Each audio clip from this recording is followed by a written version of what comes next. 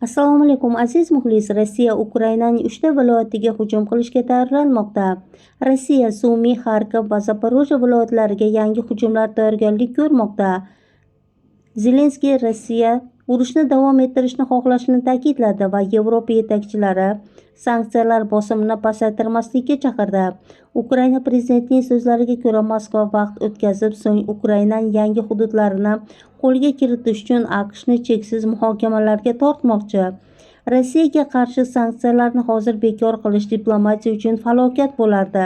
Sanksiyalar dunyo Rossiyani jiddiy muzokaralarga undashi kerak bo'lgan sanoqli vositalardan biri, deydi Zelenskiy. Qayd etish joizki, avvalroq Rossiya AQSh bilan Ukrainada qisman o't ochishni to'xtatish bo'yicha kelishuvlar fonida G'arbning ayrim sanksiyalarni bekor qilishni talab qilgan edi. Putin hududlar bo'yicha muzokaralarni kuch-qudrat pozitsiyasidan olib chiqmoqchi. U faqat urush haqida o'yladi, deb ta'kidladi Ukraina prezidenti. Ukraina mudofaa sanoatimiz uchun qariyb 20 milliard yevro yetarlicha mablag' ajratilmagan. Biz bu kamomatni Rossiya aktivlari hisobidan qoplash mumkinligiga ishonamiz va buni qilish kerak, deydi Zelenskiy.